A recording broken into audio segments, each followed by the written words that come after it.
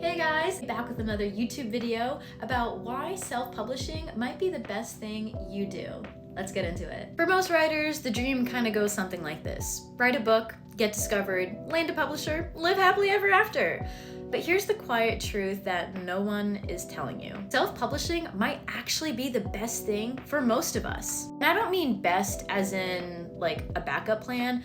I mean best as in more control, more ownership, more flexibility, and yeah, sometimes more money. If you've ever been curious about self-publishing, this video may be for you. I just want to talk a little bit about my first book and why self-publishing might be right for you. This is my book, Abandoned Connecticut. I published it on Amazon KDP on November 14th, 2025.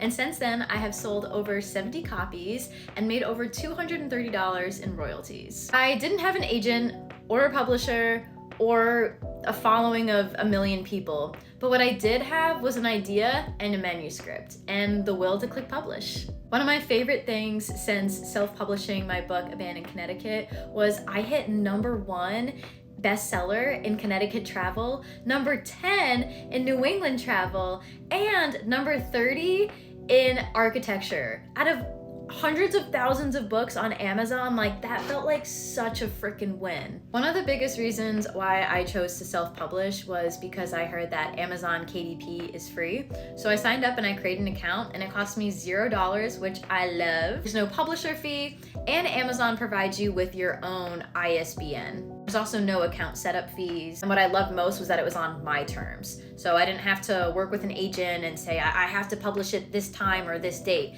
It was all on my own accord, and I loved that. I loved having that flexibility and that freedom. If you are new to self-publishing, like how I was, ISBN can sound a little intimidating, and it stands for International Standard Book Number, and it's a unique 13-digit code that identifies a specific edition of a book or similar publication. It's used globally by publishers, booksellers, libraries, retailers, and it's for tracking sales and inventory purposes. So Amazon KDP gives you a free one, but if you want to buy your own ISBN, for one, it's $125. For 10, it's $295. For 100 ISBNs, it's $575. And for 1,000 ISBNs, it is $1,500. Is owning your ISBN nice? Sure. But is it required? Absolutely not, especially for first-time self-publishing authors like myself.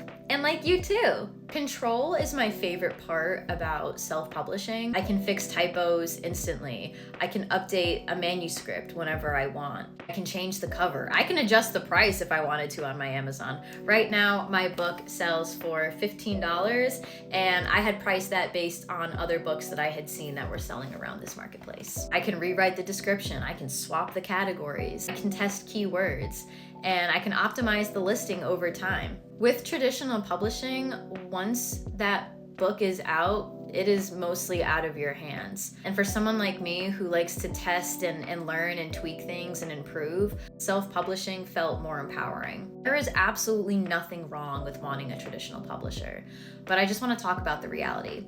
With traditional publishing, you don't pay the publisher, they pay you in advance, but they take a large cut of future earnings. You usually need a literary agent first, and agents take about 15%. The process can take years.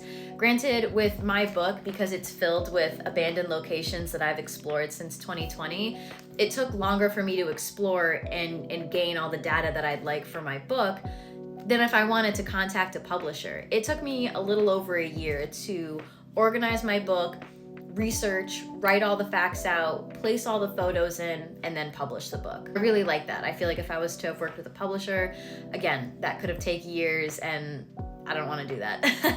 And the acceptance rates for getting accepted by a traditional publisher are extremely low. For many writers, it's not about talent, it's about timing, connections, and luck. Hard publishing sits somewhere between $5,000 to $20,000. You get professional writing, cover design, and distribution support. You usually keep about 60 to 80% of your sales. But like most of you guys, I don't have like $5,000 just lying around to do all that. Did you know that there are about 135,000 authors, published authors out there. Millions more write as a hobby or just as a side hustle. There are about 1 million authors on Amazon KDP. Amazon right now controls about 90% of the US self-publishing market. So you're not alone if you're thinking about wanting to use Amazon KDP. There are about 2 to 4 million books released each year and about 500,000 traditional publishers. The rest are all self-published or print on demand. And here are some hard truths about book sales. The average self-published author sells under 250 copies total.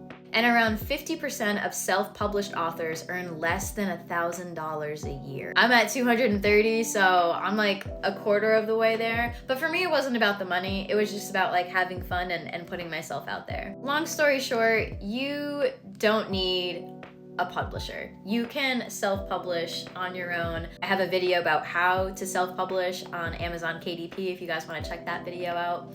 But if you are just looking to put your work out there and have a lot more control, I think self-publishing is the best for you. I like the fact that I was able to save myself some money. I made a little bit of money, and now I have a piece of my work out there in the world, and it just makes me feel really good. If this helped you guys, subscribe, and I would love to share more book-related content to help you get your book out there. Thanks so much, guys. See you in the next one. Take care.